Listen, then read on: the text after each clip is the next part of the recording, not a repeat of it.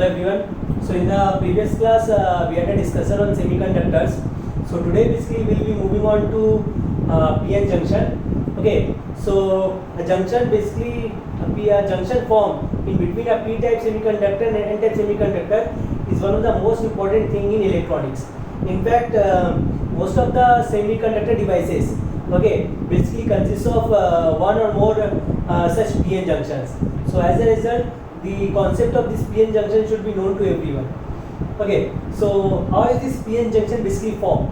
Say suppose we are having a single crystal of some semiconductor material, okay, and one side of this single crystal, one side of this crystal is doped with some acceptor atoms, and another side is being doped with some donor atom. As a result, on one side a P-type semiconductor will be formed, and on the other side N-type semiconductor will be formed. The junction formed in between these two types of semiconductor will be basically called a PN junction. Okay, this PN junction is nothing but a two-terminal device, and it's commonly known as junction diode. Okay, it's commonly known as junction diode, so it's nothing but a two-terminal device. Okay, so in fact most of the semiconductor devices basically consist of one or more than one such PN junctions. Okay, so everyone must have a knowledge about this PN junction. Okay, so we can have two types of such PN junction. One is your unbiased PN junction, another is your biased PN junction. What is an unbiased PN junction and a biased PN junction?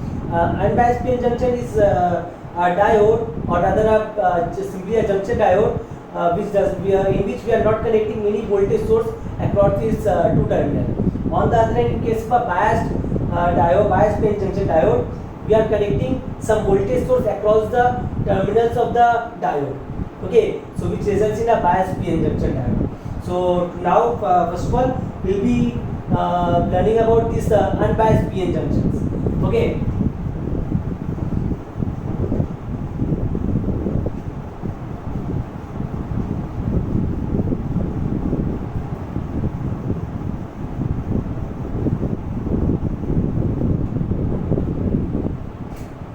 Unbiased PN junction. So in case of unbiased PN junction, we are not connecting any voltage source across the two terminals of the diode. Okay, so what is happening is that we are having a crystal. Okay, on one side of the crystal, okay, one side of the crystal is being doped with acceptor atoms. So as a result, we are getting some P-type semiconductor here, and the other side of the crystal is being doped with donor atom. As a result, we are getting N-type semiconductor. Okay, these P-type semiconductor are rich in holes. Okay, holes are the majority carrier in case of P-type semiconductor. On the other hand, in N-type semiconductor, your electrons are your majority carrier. Okay, in N-type semiconductor, your electrons are your majority carrier. The number of holes present in this P-type semiconductor will be same as the number of acceptor ions present in this P-type semiconductor. Okay, for the time being, we are neglecting the presence of any minority carriers here. Say suppose this P-type semiconductor consists of only holes and this N-type semiconductor consists of only electrons. Okay, although there are some minority carriers, but for the time being let us assume so. Okay, so what will happen, since they are rich in holes and they are rich in electrons, there is a concentration gradient. Okay, so in the previous class we had seen that in a semiconductor basically two types of current flow takes place. One is your drift current. That drift current takes place due to the application of some electric field in the form of some voltage. On the other hand, there is one more current which takes place, which flows even in the absence of the applied voltage. Okay, that current is basically called your diffusion current, and this diffusion current takes place due to the concentration gradient. Okay, so here also there is a concentration gradient. Okay, they are rich in holes and they are rich in electrons. So as a result, holes will flow from, or the holes will diffuse through this junction to the N side, and at the same time, since these N-type semiconductor are rich in electrons, they will diffuse through this junction towards the P side. And as the holes are diffusing from P-type to N side and the electrons are diffusing from N side to P side, here some immobile charges are left behind, unneutralized. Okay, they are left behind unneutralized. These are negatively charged ions. These are negatively charged acceptor ions, and these are positively charged donor ions. Okay, these are immobile charges Okay, and these charges are basically called your uncovered charges. Okay, these charges are basically called your uncovered charges. So as the diffusion of the carrier is taking place, these charges are left behind unneutralized. So they are called your uncovered charges. So due to the presence of these charges in the vicinity of the junction, an electric field is being created in the direction as shown here, from N side to P side. Okay, from positively charged ions to negatively charged ions. Okay, an electric field is created. This field is called barrier field. This field is called barrier field. Okay, so as the concentration of these uncovered charges in the vicinity of the junction increases, the strength of this field basically increases, and an equilibrium will be reached when this field is strong enough to prevent the further diffusion of carriers from majority carriers from one side to another side. Okay, so that means at a particular moment of time, this barrier field will be strong enough to prevent the further diffusion of holes from P side to N side and these electrons from this N side to P side. Okay, so at that time further diffusion of the carriers will not take place. So as a result, a region will be created in the vicinity of the junction which is basically depleted of any mobile charges. So this region, okay, this region is basically called your space charge region. Space charge region or depletion region or transition region. This is basically called a depletion region because it is depleted of any mobile charges. Okay, only immobile charges are present, immobile ions are present in this region. So as a result, they are called space charge region or the depletion region or the transition region. Okay, so this is basically happening in case of a unbiased PN junction. Okay, so an electric field is being created. Okay, so if we draw the plot of the variation of this carrier concentration or this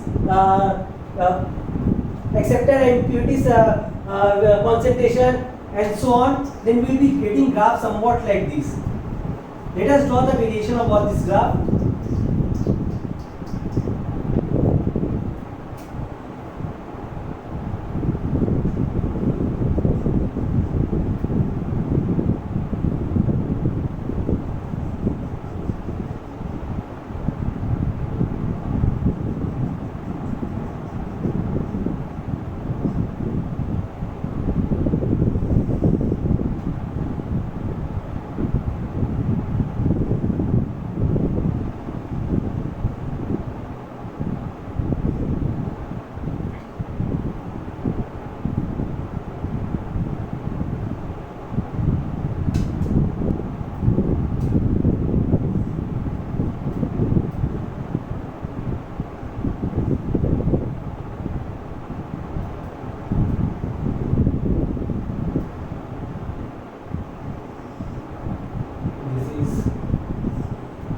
Acceptor impurities,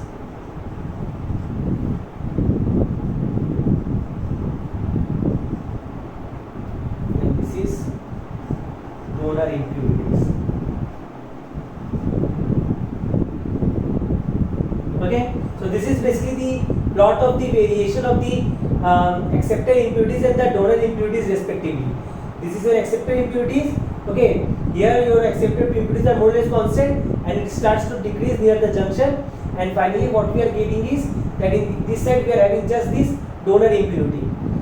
Okay, there are just this donor impurity is present. Okay, so this is basically the variation of the concentration of this impurity. On the other hand, if we draw the variation of the mobile charges, okay, that means your electrons and holes, then we will be getting a variation somewhat like this.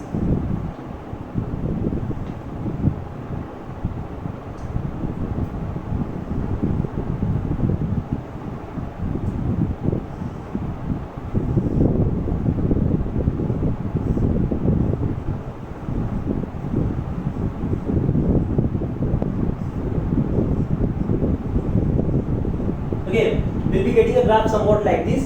Here, as you can see easily, that this is basically a p-type semiconductor, so it will be reaching holes. Okay, so your hole concentration will be more or less same, we are assuming that there are no magnetic carriers present, so there are just holes present here. In this depletion region, there is no mobile charges. So as a result, the concentration is 0, and the n side, what we are getting is we are just getting an electron concentration. Okay.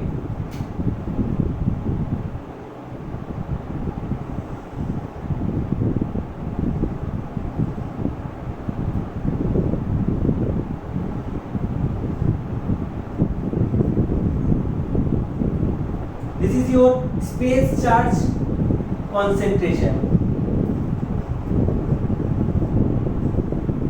Okay, that means the concentration of the uncovered charges. Okay, there are no uncovered charges present here, just the uncovered charges are present here. So they are negatively charged ions, and these are positively charged ions. So as a result, your space charge concentration is negative here, and here your space charge concentration is positive. Okay, so this is basically your space charge concentration plot. Okay, similarly, if we plot the variation of the electrostatic potential,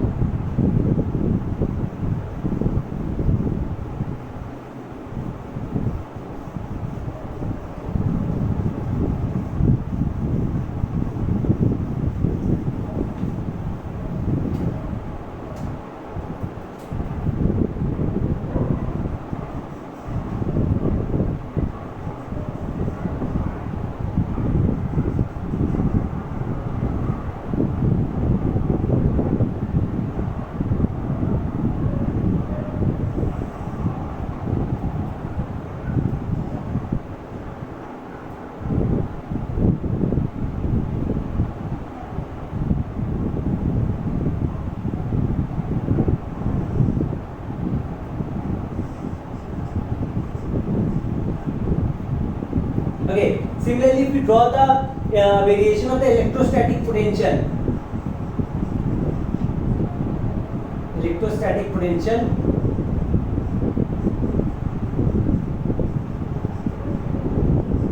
okay, so the graph will basically look like somewhat like this. Okay, here as you can see that the potential is much more higher. Okay, so due to this high potential, okay, this is the potential which is being generated due to this barrier field. Okay, we know that barrier field E is basically given by minus of dV by dx. Okay, so the barrier field, let us represent it by EB. So barrier field is basically given by minus of dV by dV dx. Okay, so from here we can easily get this V term by integrating it with respect to x. So we will be getting somewhat like this. So this is basically, you can easily see that here, due to the presence of this electric field, potential is basically being created. Okay, so that potential is being represented by this graph. This is your electrostatic potential. Okay, high amount of energy will be required in order to transfer electron from this point to this point. Okay, so as a result, your electron energy will also vary in similar way. Okay, sorry, not electron energy, whole energy. Okay, so the energy is basically given by E times BB. Okay, so this is basically your electronic charge. So the charge of a hole is basically positive. So as a result, the energy of a hole will follow the same curve. Okay, so you can easily see that in order to cross this barrier field, a certain amount of energy is required. Okay, by the hole to flow from, to diffuse from P side to N side. So as a result, the potential of this N side is basically higher. Okay, had it been lower, okay, had it been this energy of this N side being lower, your hole can easily diffuse from this P side to N side. Okay, on the other hand, since your holes, the charge of an electron is negative, okay, so the energy of an electron, okay, this is electrostatic potential, and same curve will be the plot of the whole of energy of a hole. Energy of a hole, because the charge of a hole is positive. On the other hand, charge of an electron is negative. So as a result, if I plot the variation of the holes, energy of an electron, it will be somewhat like this.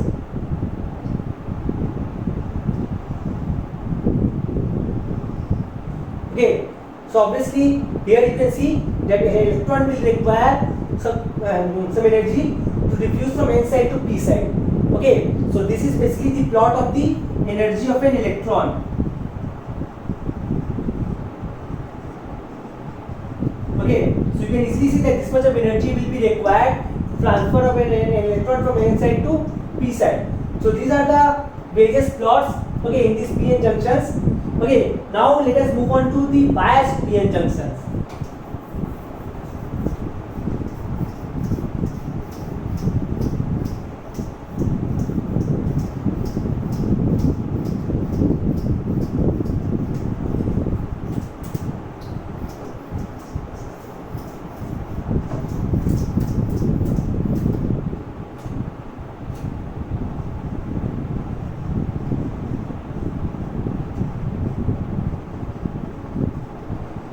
Okay, so biased p-n junction. So as I said earlier, biased p-n junction is basically formed when we connect the two terminal of a diode by some voltage sources. Okay, so there are basically two ways in which we can connect this connect the two terminals of a diode to a voltage source. Okay, accordingly they are basically called your forward biased diodes or your reverse biased diode. First of all, let us deal with forward biased diode.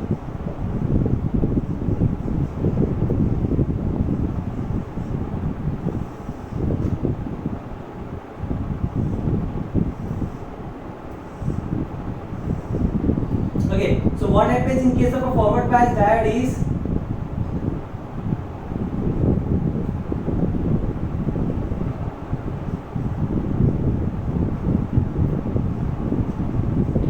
this is basically a diode, a PN junction diode.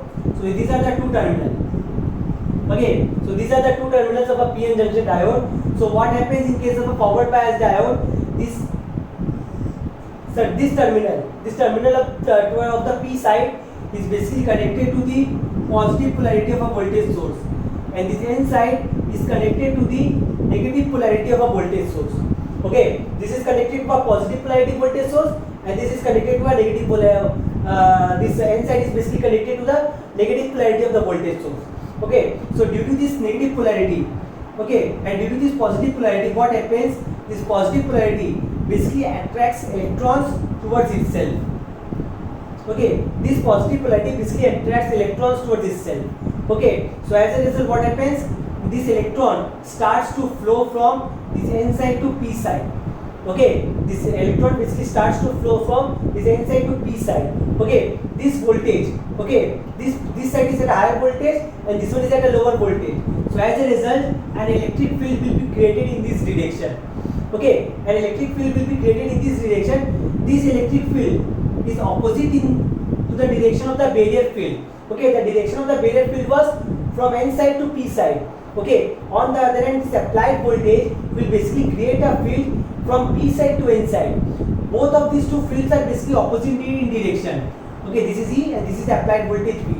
Okay, so this is positive polarity and this is negative polarity. So as a result, an electric field will be created in this direction.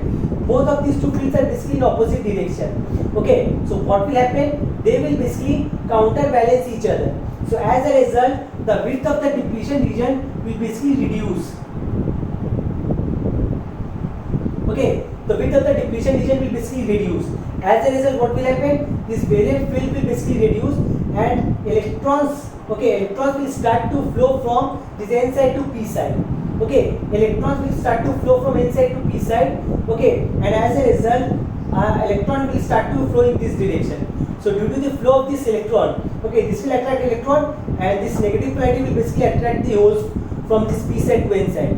So as a result, the flow of the current takes place in this diode. Okay, so this is basically a forward bias diode. So due to the application of this forward bias voltage, the width of the depletion region basically reduces. Okay, so if we draw it by some symbol, it will basically look like this. A diode is basically represented in this way. Okay, this is the anode terminal, that means this terminal, and this is the cathode terminal. So this is basically a circuit symbol of the forward bias diode. Okay, so what is happening is that due to the application of this forward bias voltage, okay, due to the application of this forward bias voltage, a current starts to flow through this circuit. Okay, so this is the case for your forward bias diode. Now another case can be your reverse bias diode.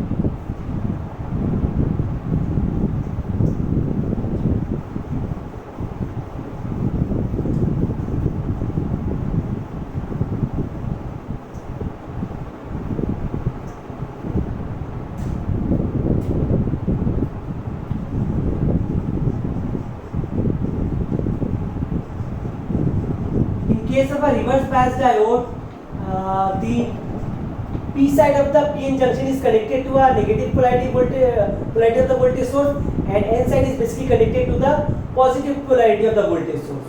Okay, so what is happening in case of a reverse bias diode is, this is the depletion region, this is P side, and this is N side. Okay, so this P side is connected to negative polarity of the voltage source, and this N side is connected to the positive polarity of the voltage source. Okay, the direction of the barrier field is this. Now, this is at a higher potential and this is at a lower potential, because this is connected to the positive polarity and this one is connected to the negative polarity. So as a result, an electric field will be created in this direction due to this applied voltage. Okay, both of these two fields are in the same direction, so they will strengthen themselves. Okay, so as a result, the width of the depletion region will basically increase. So as a result, it further becomes difficult to diffuse the electrons through this junction or to drift the electrons through the junction. Okay, so as a result, the current flowing through them is zero. No current basically flows through this particular circuit. Although some magnetic carriers are basically flowing through them. Okay, this p-type semiconductor are basically reaching holes. Holes are your magnetic carrier, but electrons are their magnetic carrier. Okay, although the concentration of this magnetic carrier are much lesser than that of your magnetic carrier, but still there are some magnetic carrier. Okay, these magnetic carriers are electrons in this case, and in this case your holes are your magnetic carrier. Okay, so this magnetic carrier electron will basically flow across this junction to this positive polarity of the voltage source, and these holes, which are magnetic carrier in case of N-type semiconductor, will flow through this junction to this towards this negative polarity. So as a result, a current will flow. Okay, but that current will be very less. Okay, because the concentration of such carrier is very less. They are mostly containing this magnetic carrier. So what is happening is that due to this reverse bias, the width of the depletion region is becoming wide. Okay, so as a result, it becomes much more difficult for the carriers to flow. So as a result, the current flowing in this case is basically zero. Okay, so if I draw the circuit symbol of a reverse bias circuit, it basically looks like somewhat like this. Okay, so this is basically a reverse bias diagram. Okay, so this anode is basically connected to the negative polarity and the cathode is basically connected to the positive polarity. So what we are getting is, we are basically getting a reverse bias diagram. Okay, now let us move on to the energy band diagram.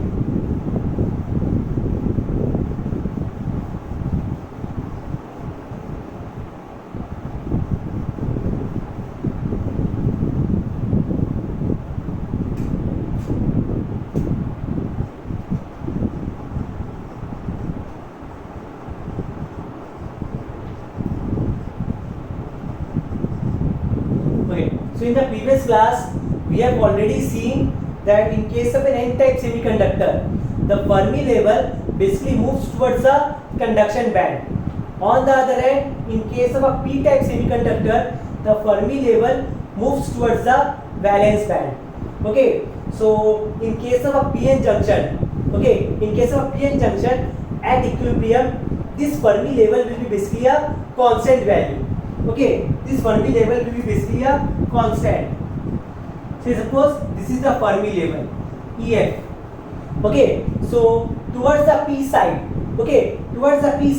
this Fermi level will be nearer to the valence band. Okay, so suppose this is my EV. Okay, and since this is for P type, let me represent it by VP, EVP. P represents for P type semiconductor. On the other hand, your conduction band will be little bit higher.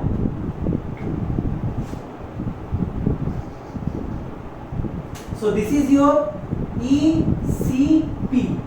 P here basically represents P type semiconductor and C for conduction band. On the other hand, towards the N side, your conduction band will be nearer to the Fermi level.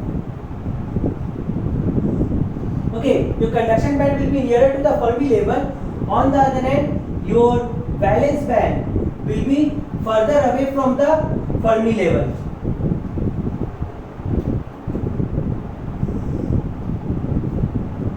Okay, so if we connect them,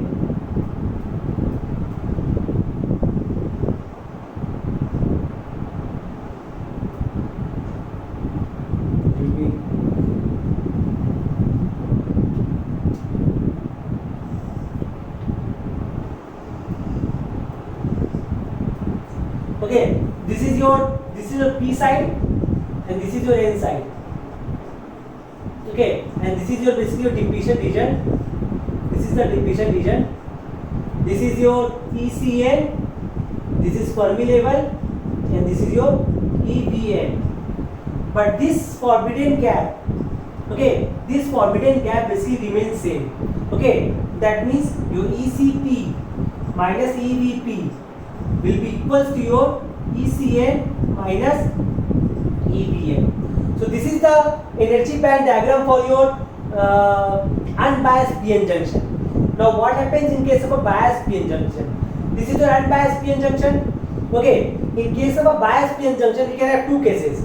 One is your forward bias, another is your reverse bias. In case of a forward bias, as we have said that basically in case of a, this is basically the energy due to this barrier field. Okay, this is the energy level due to the barrier field. Now, in case of a forward bias PN junction, this barrier field basically reduces. As a result, the energy required, okay, energy required to diffuse the electron or the hole across this junction basically reduces. So, what will happen is that it will basically follow this path.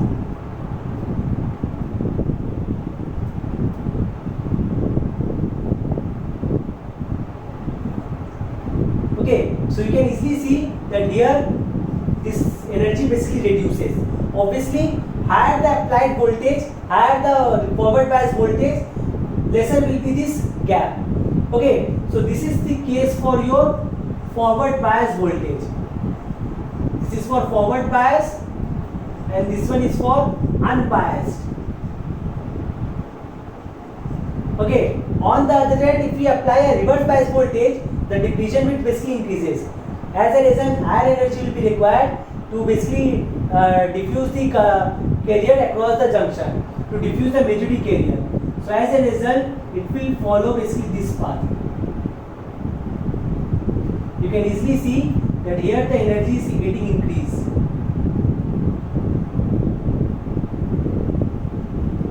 Okay, so this is the case for your this one or this one. This is the case for your reverse bias voltage.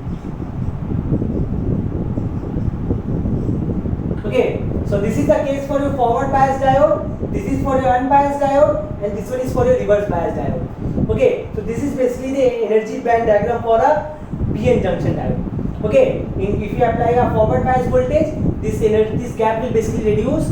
Okay, as a result, the energy required will be basically reduced. On the other hand, in case of reverse bias, this will basically increase.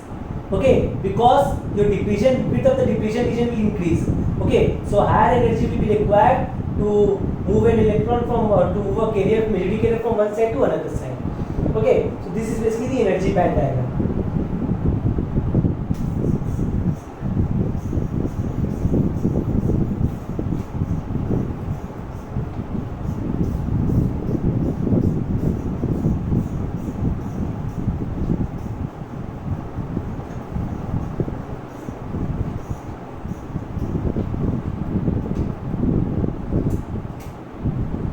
Next, let us move on to the volt ampere characteristic of a junction diode.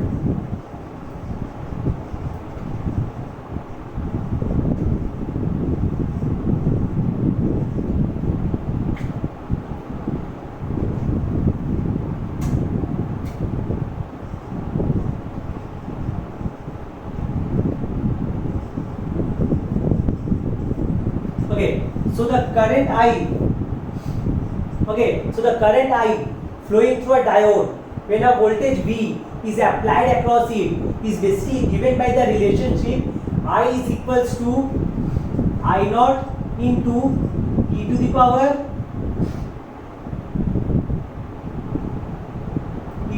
E times VB by eta into KB times T minus 1. Not VB rather, simply let us take simply V.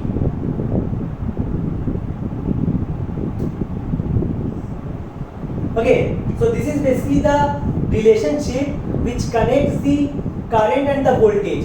Okay, what is the current flowing through a diode when a voltage V is applied across the diode? Okay, this voltage V is taken to be positive when the diode is forward biased, and this voltage V is taken to be negative when the diode is reverse biased. Okay, when it's reverse biased, this V value is taken to be negative, and when it's forward biased, it's taken to be positive. Okay, so this I naught. Okay, this I naught is basically called the reverse saturation current. It's called the reverse saturation current. Okay, and it's very much dependent upon the temperature.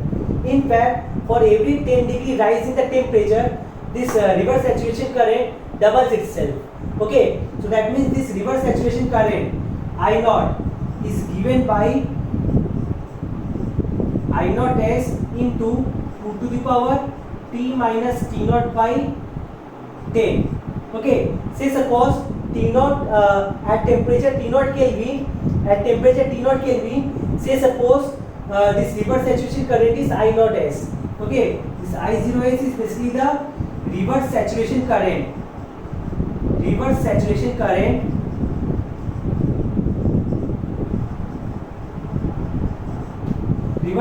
current at T naught Kelvin.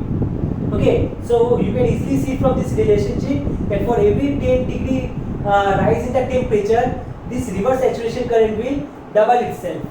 Okay, so this is your reverse saturation current. E is the electronic charge, which is basically a 1.6 into 10 to the minus 19 coulomb. V is the applied voltage, and it's taken to be positive when the diode is forward biased, and it's taken to be negative when the diode is reverse biased. Eta is basically a constant called emission coefficient.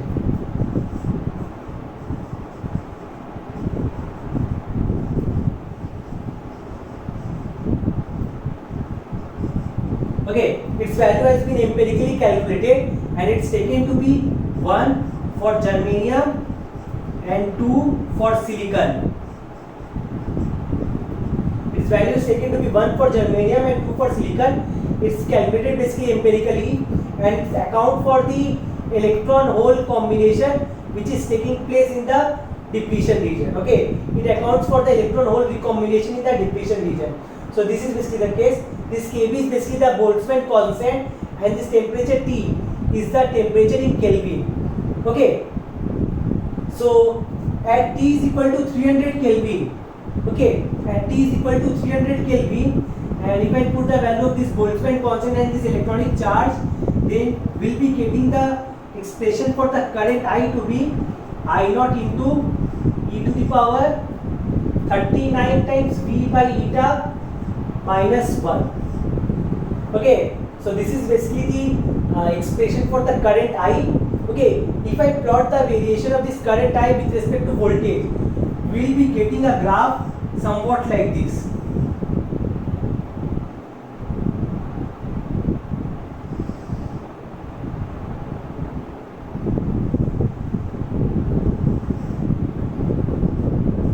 Here we are taking I, and here we are taking V.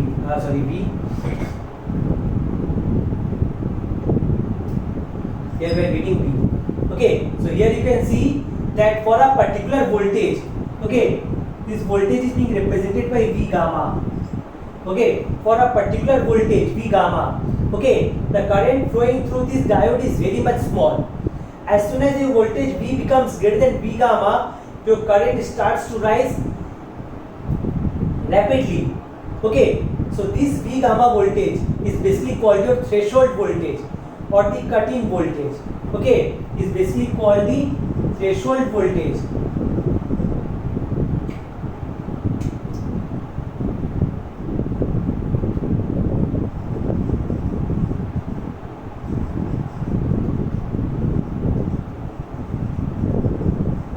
Okay, and its value is basically your 0.2 volts for germanium and 0.6 volt for silicon. Okay, and when the diode is reverse biased, okay, when the diode is reverse biased, you can see that the current is more or less constant. Okay, this current is called the reverse saturation current I0. At this point of time, basically we can ignore this particular term. Okay, this particular term we can ignore in this part. So as a result, I will be simply equals to minus E0. So it's basically independent of the applied voltage. Okay, so after a certain voltage, okay, after a certain voltage, basically which is basically called the breakdown voltage. Okay, this voltage is basically called the breakdown voltage. At this voltage, the current drastically starts to increase to a very high value. At this moment, we say that the diode has basically gone into the breakdown region. Okay, so at this particular moment, we say that the diode has gone into the breakdown region. Okay, so at this value, okay, and when your V voltage apply in the forward bias state, when the voltage V is very much greater than, when the voltage V is greater than V gamma, at this moment this particular term can be neglected. As a result, your I will be following this exponential path somewhat like this. Okay, so this is basically the variation of the current with respect to voltage in case of a diode. So as you can see from the curve itself, that this diode is basically a non-linear one. As a result, Ohm's law is not applicable for a diode. Okay, the curve, the path they are following is not basically a linear one. Okay, so Ohm's law is not applicable for such type of devices. Okay, so if I calculate the resistance, there are basically two types of resistance in case of a diode. First of all, starting with DC resistance. DC resistance or the static resistance. The DC resistance of a diode is basically given by RDC is equal to V by I. Okay, when we apply a voltage V, okay, across a diode, okay, the DC resistance of the diode is simply the ratio of the applied voltage and the current flowing through it. On the other hand, AC resistance is basically defined as the reciprocal of the slope of this curve. Okay, so it's basically reciprocal of the slope of the curve, or rather the derivative of the voltage with respect to current I basically gives us the AC resistance. Okay, we have already seen that the expression for the current I in terms of voltage at 300 Kelvin. Okay, so suppose if you consider just at 300 Kelvin, then it's given by I is equals to I naught into e to the power 39 times V by eta minus 1. Okay, so if I differentiate both sides with respect to V, what we'll be getting is, we'll be getting VI by dV is equals to I naught into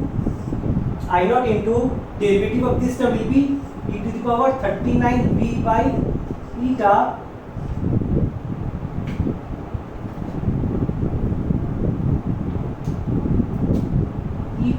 into 39 by eta, and the derivative of minus 1 will be simply 0 because basically it's a constant term.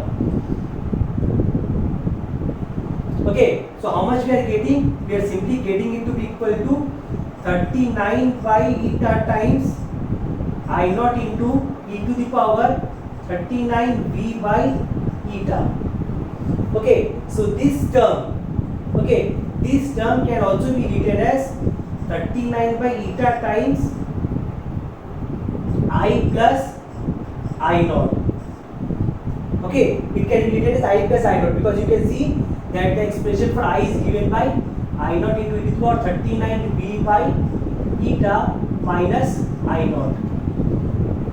Okay, so I plus I naught is equal to that. So in place of this, we can write down this. So if I do the reciprocal of this, we will be getting the AC resistance. This is the slope of the curve. Okay, this is the slope of the VI characteristic of the curve. Okay, that curve is basically called the VI characteristic. Okay, so if I do the reciprocal of this, then your RAC, which is basically your dV by di, is nothing but eta by 39 times I plus I naught. So this is the expression for the AC resistance. Okay, so this is all for today. Okay, in the next class we will be continuing with the remaining portion. Thank you everyone.